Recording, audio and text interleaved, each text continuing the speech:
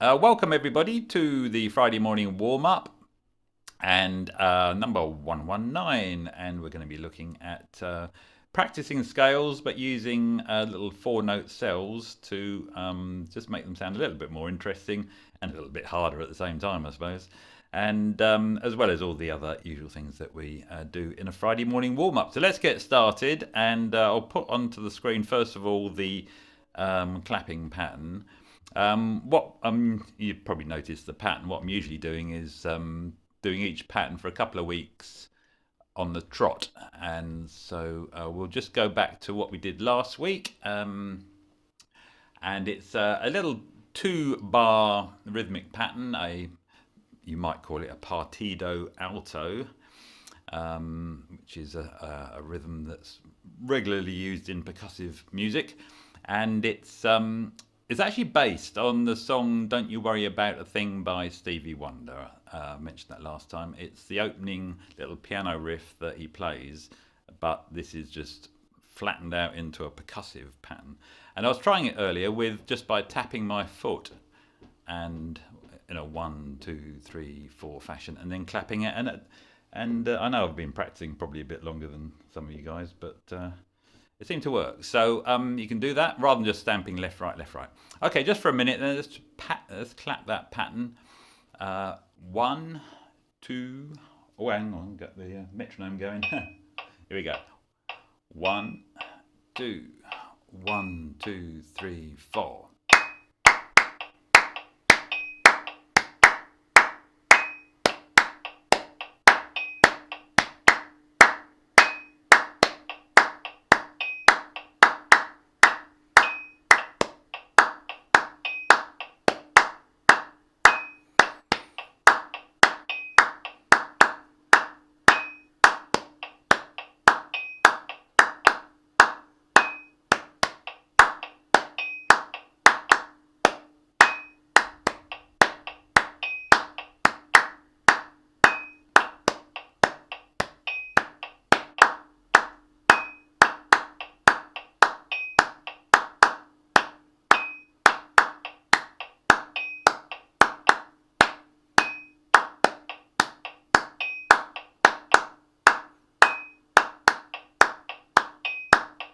Last time.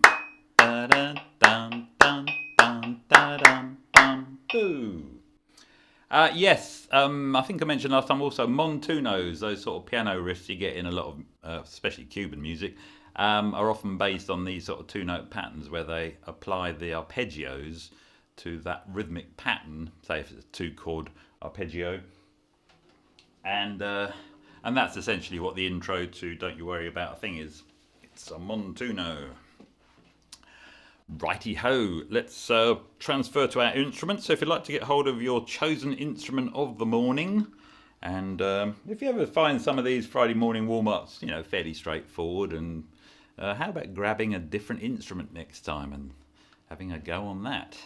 And right, our basic key today is B flat major. So let's just play the note B flat major for a concert B flat major, C for the tenors, and G for the altos. So B flat major for a minute.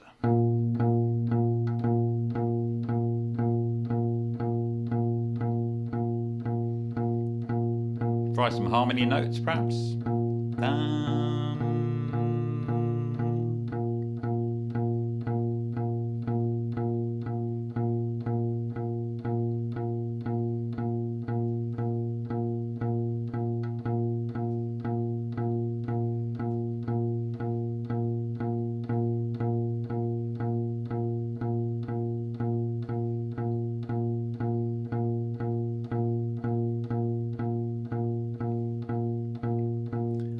One, two, three, 4. Excuse me. Okay, and now we're going to do as always, the chromatic scale. So we're going to start on, this time we're going to start on the octave higher. So we're going to come down to the concert B flat. So if you're not sure where to start, find your lowest B flat, and and then just go up an octave, B flat, concert B flat, C or G, and then that's where we're going to start. So we're going to come, we're going to come down from there, down to the low one, and then go straight back up. So it's kind of the inverse, what they call the inverse of what we have been doing in the past. It's going downhill first. Okay, so after, let's do it nice and slowly to start with, because it might be unfamiliar. Not that slow. Here we go. So coming down after 4, 2, 3, 4.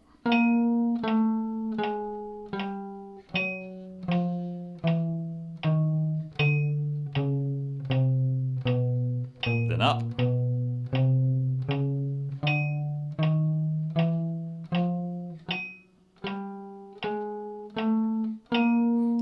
Yeah, get the idea. Let's do that again. So on the starting on the high B flat, 2, 3, 4.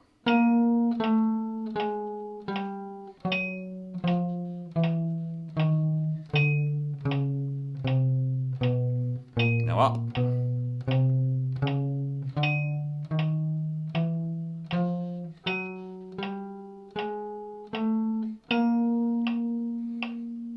It's funny, however many times you've done that going the other way, it's never quite as straightforward doing it in a different direction, or starting on a different note for that matter.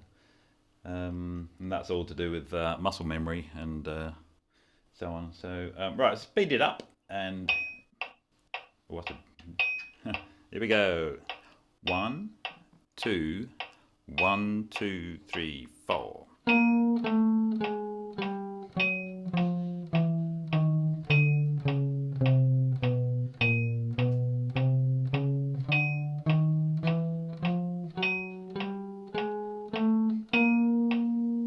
Do a couple more now, a little bit faster. 1, 2, 1, 2, 3, 4.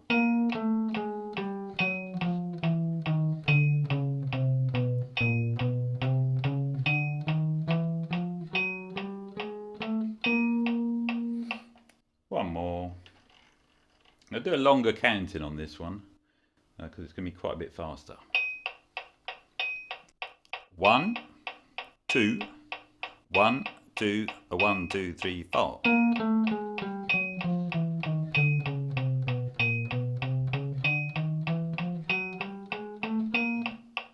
Hey, actually that reminds me, a couple of weeks ago, you know, I went up to a place called Habergill, which is up in Cumbria, and we have a week up there every year playing music and walking and so on. And it's traditional that I do a little talk in the evening, and I did a talk on counting in.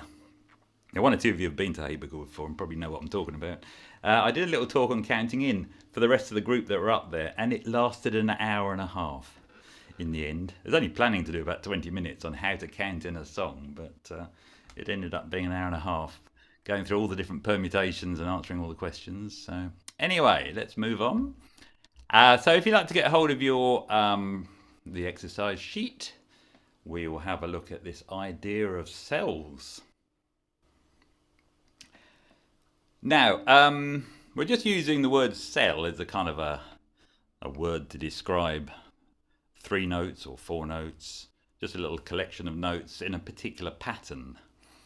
And we're going to take a cell and put it into a kind of an exercise involving a scale. So that'll all become a little bit clearer in a minute, but we're going to do it all based on the concert B flat major scale.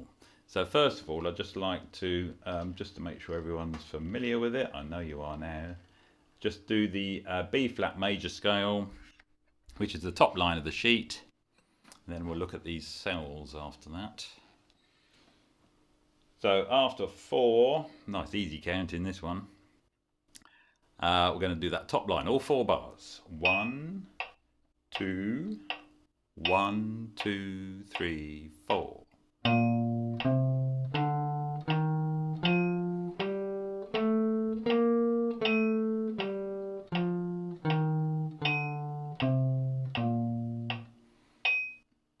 Now I know a lot of you have done this scale before because you're in C major, some of you.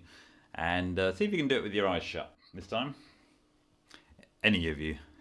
Just do that again. 1, 2, 1, 2, 3, 4.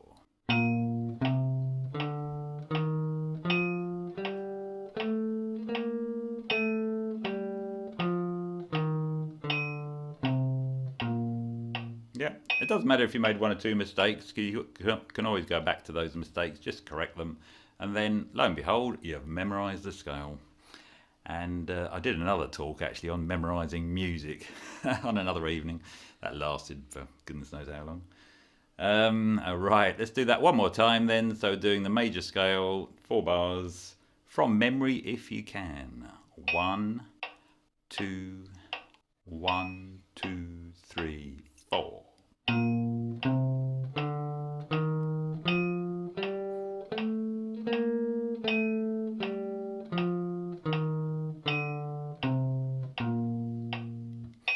Good. Okay, now let's look at this idea of cells, and what we're really leading to is a sort of a practice routine which is actually very traditional. Anyone who's had a traditional classical approach to learning their instrument will have done all sorts of scale patterns in their practice, and no doubt sometimes getting their fingers slapped on by somebody with a ruler saying you're doing it all wrong. Anyway, no, I'm sure that didn't happen. But the cells are the sort of the basic building block of a lot of warm-up practices, warm-up scale patterns. Now, we're going to look at, on the second line, you'll see there what I've called a forward cell. Well, the word cell just refers to the 4 notes. And forward cell is simply implying that it's moving forward. There's an ascending line, which actually goes back to the first note at the end. So let's just play that first cell, just to, it's Ferrajacca actually, isn't it, first 4 notes. So the first bar, 1, 2, 3, 4. One more time, it's fairly straightforward. 1, 2, 3, 4.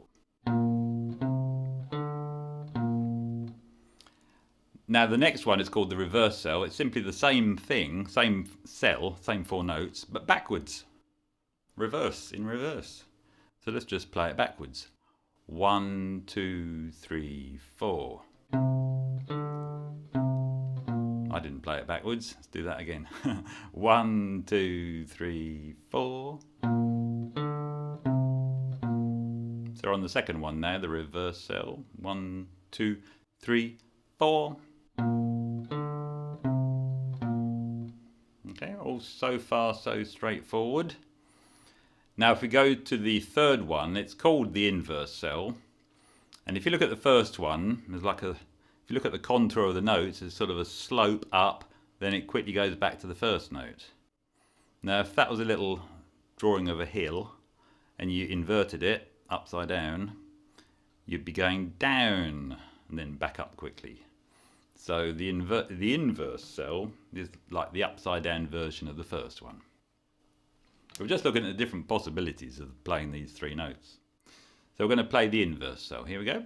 1, 2, 3, 4. Inverse cell. 1, 2, 3, 4.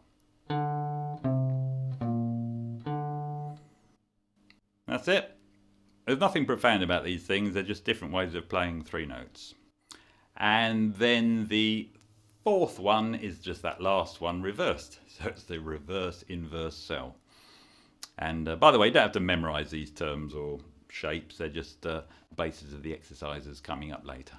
So a reverse inverse cell. 1, 2, 1, 2, 3, 4. So this is the inverse cell just played backwards. 1, 2, 3, 4. Okay, so a little pause for thought there. These are just the basic building blocks of a lot of melodies and improvisation as well, and compositions, just little melodic phrases. Now what we're going to do for the rest of this sheet is take each one in turn, apply it to the major scale, and then play the cell starting on the first note and then the second note and then the third note, and it will just go gradually up the scale, as you can see on the next line. So it looks fairly daunting, but you can, rather than trying to play that cell and then just go up the scale, probably best just to read what's in front of you. I think you're all probably good enough at reading now, and I'll do it very slowly. You'll actually, when you hear it, you'll just say, oh, that's a familiar pattern. You may have even practiced these before. And I mean, why do we practice these things? There's several reasons, really. Obviously, it's good muscle memory practice to give you the agility to play complicated patterns or more complicated patterns. If you're playing to a metronome, it improves your timing, because you've clearly got to play it at a certain time. You can concentrate on your tone, your intonation as well, and to improve the actual quality of the notes and so on. So there's a number of definite good reasons for practicing using these particular scales, and it improves your sight reading as well if you're actually reading it off the sheet. So okay, we're going to play that third line now. So it's the forward cell going up the scale, and I'm going to do it nice and slowly, so just play along all 4 bars. See how you go. 1, the way it's slow, hang on. 1 and 2 and, yeah, right, I've got it in my head now. And 2 and 3 and 4 and.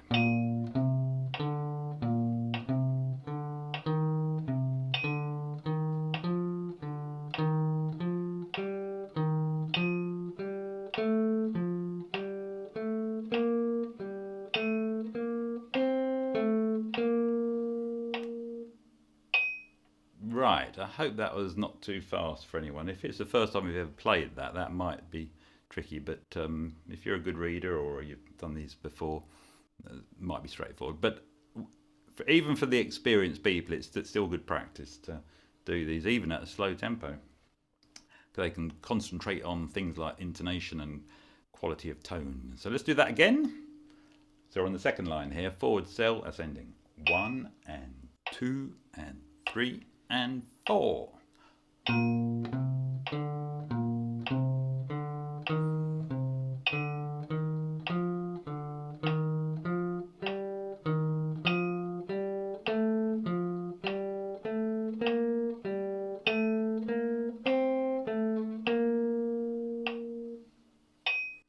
And let's do that one more time. 1 and 2 and 3 and 4 and.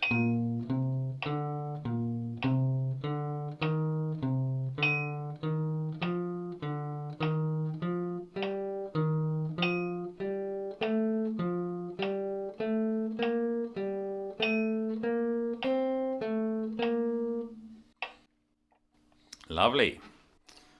I resist the temptation to say lovely jubbly.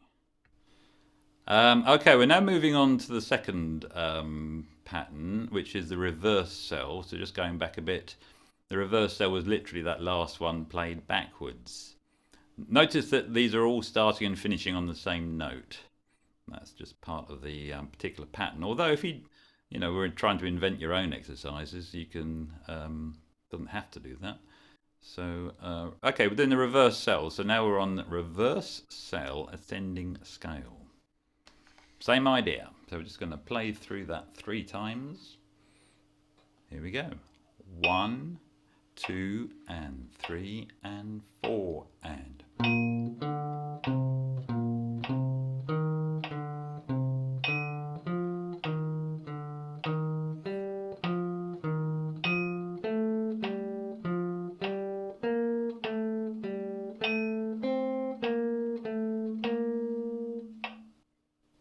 All sounds very familiar, doesn't it? Let's do that again. 1 and 2 and 3 and 4 and.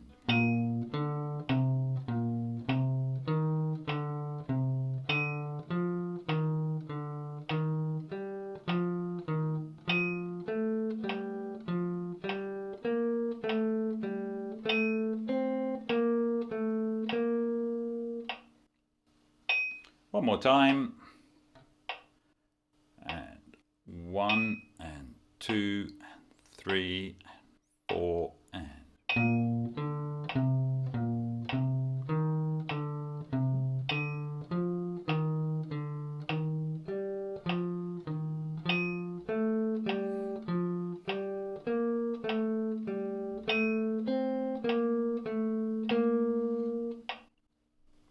Now I hope you can see the first 4 notes in that were was the reverse cell 4 notes from the first examples right at the top of the page, and then each starting note is 1 note higher up the scale.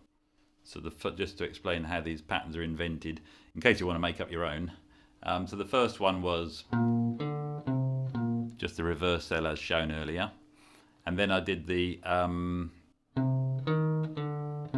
it's the same contour, the same actual shape, but starting on the second note of the scale, and then the next one, of course, is the third of the scale, and it's just the same little pattern walking its way up the scale. So that's how these come about, and you can make up your own. You don't have to use just going back to the beginning of there, you don't have to use cells which are just going up the scale. You could actually use an arpeggio or a triad, chord tones, and practice your chord tones or arpeggios and make up a little pattern which works its way up through the chords. So all possible. Right, we've done the forward cell ascending, reverse cell, and now it's the inverse cell. So this actually starts on the 3rd. Okay, so on the little bar 17 it says inverse cell. 1 and 2 and 3 and 4.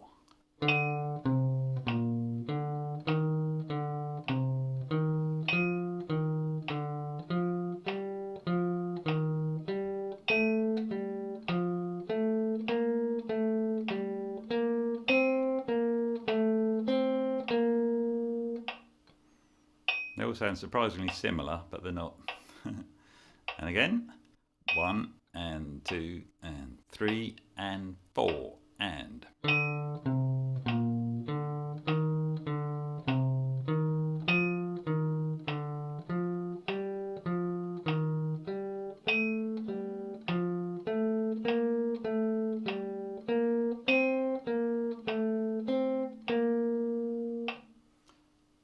One more time on that one, inverse cell.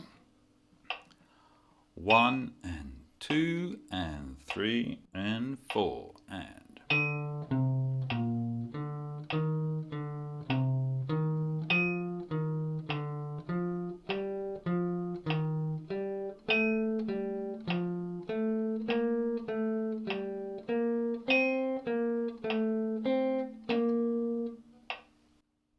Okie dokie. And moving on to the last one now, the reverse inverse cell, the 4th one. So let me just move the screen up a bit. So this is the pattern which starts on the 3rd, as opposed to, oh sorry, that was the previous one. That's it, yeah. The reverse inverse cell. And then repeated as it goes up the scale. Good, here we go. Even if you're not following the actual maths behind this, they're still good exercises to do, so just read and play. Here we go. 1 and 2 and 3 and 4.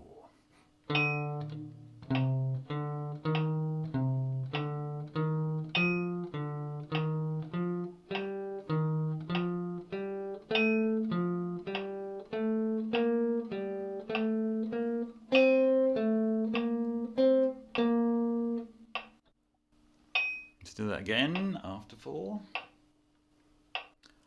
1 and 2 and 3 and 4.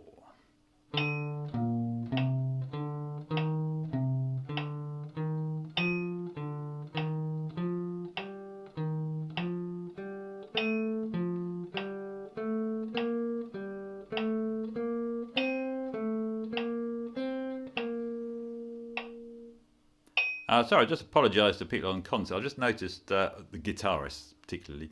There are some fifth fret notes in there in the copy I sent you, and I should have changed those to open string on the next string up. Hopefully, A, you've spotted that, and B, managed to move your feet. On the screen, you have changed it, David. Oh, I have on the screen. Oh, you're following the screen, are you? Yes, I know. I've updated that. The one I sent you, though, is probably out of date. But good. Okay, good. As long as if you follow the screen, the guitarist, then you'll get by. Good, good, good. Let's do that reverse inverse cell one more time. 1, 2, and 3, and 4.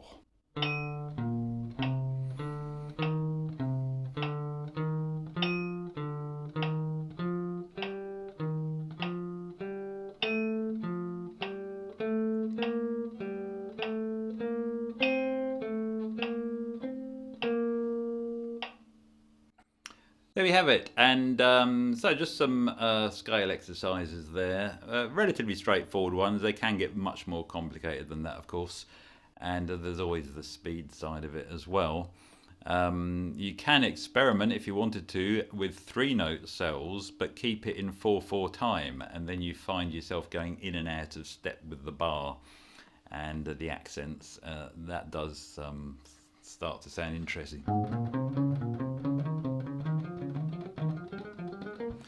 That was 1, 2, 3, 1, 1, 2, 3.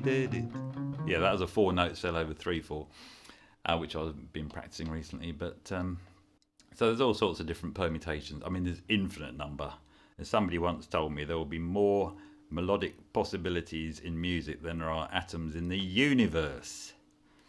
Now, somebody ought to write to More or Less and say that can't be true and let them work it out. But I believe that is the case. Right, let's look at those 2 short exercises at the bottom then. They're just mixing it up a little bit. The first one is taking the forward cell, but just jumping up and down the scale a little bit rather than just going up. So I think let's just play them without trying to explain them what they're doing. So we're going to do exercise number 1, which is only 2 bars long. So making it sound so much easier because it's only 2 bars long. After 4. 1 and 2 and 3 and 4.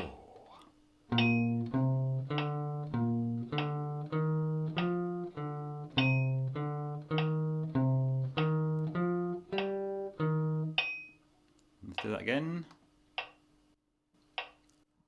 1 and 2 and 3 and 4.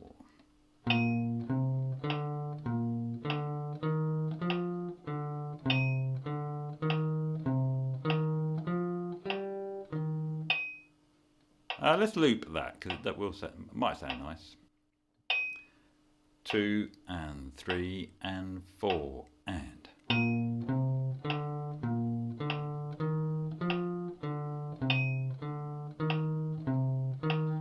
And again and.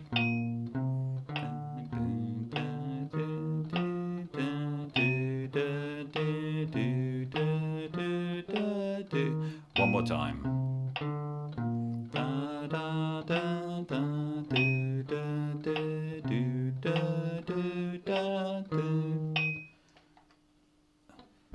Resolve it.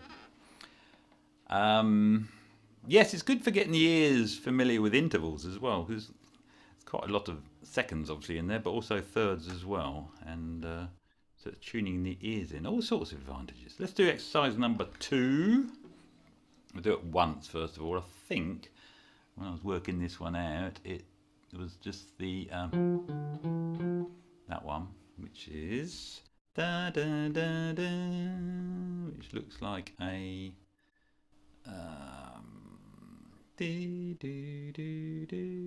a reverse inverse cell, right?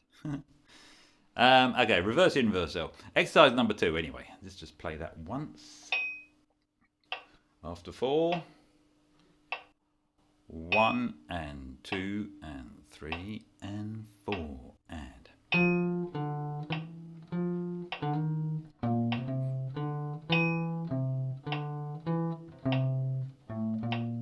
Oh, I'm on the wrong string, let alone everything else. Let's sort myself out here. Sorry about that. Let's do that again. This is the first time.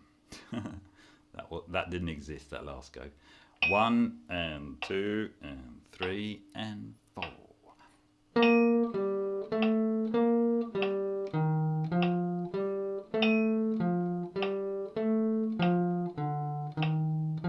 A little 5 has crept in there. For guitarists, that is. And again, 2 and 3 and 4 and.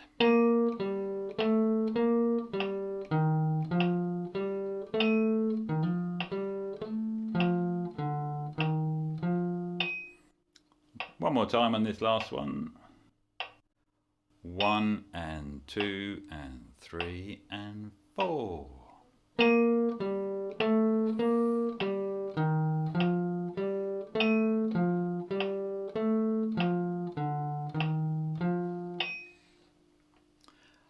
Oh, we didn't loop it. Yes, we must do that. Right. Let's loop those 2 bars. Exercise number 2, looped. 1 and 2 and 3 and 4. And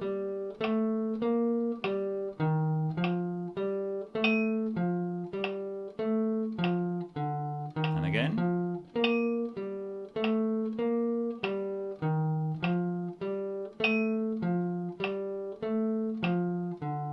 One more time.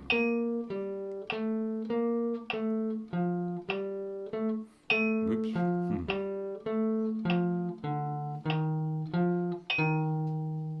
Resolve on a B flat. Yes, I forgot to tell wind players to take a breath, but I'm sure you did. I hope you're still standing. Wonderful. Right. Okay.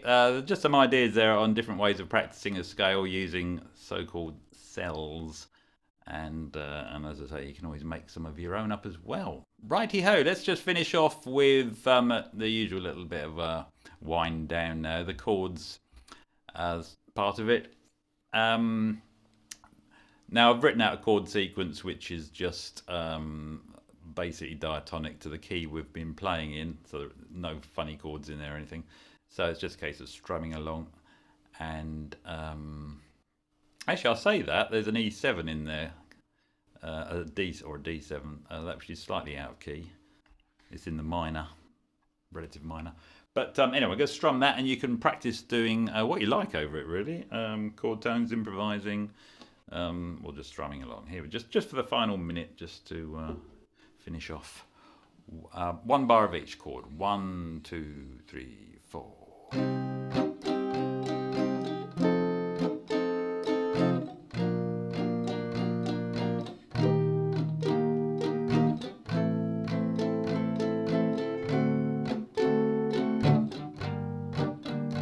Or you can play Autumn Leaves over it as well if you like.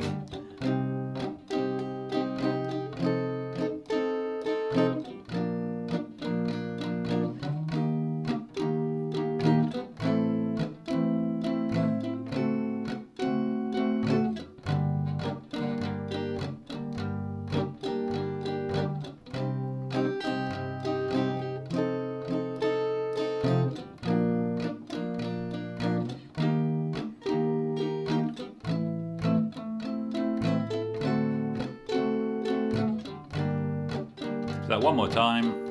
2, 3, 4.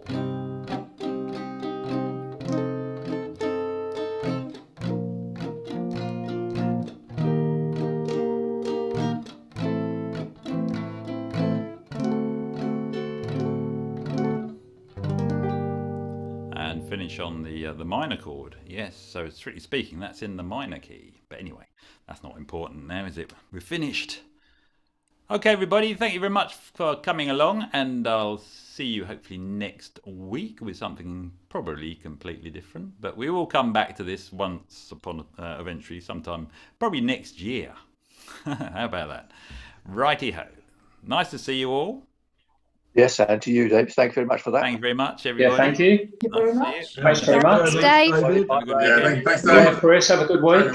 Thank you very much. Yep. Bye, everybody. Bye, Yeah, Ray. bye. Nice to Bye. see you. Have a great week. I'll be back. Bye. I'll be back next week as well. See you then. Oh, Robin. well done, Robin. Yeah. Still got a job,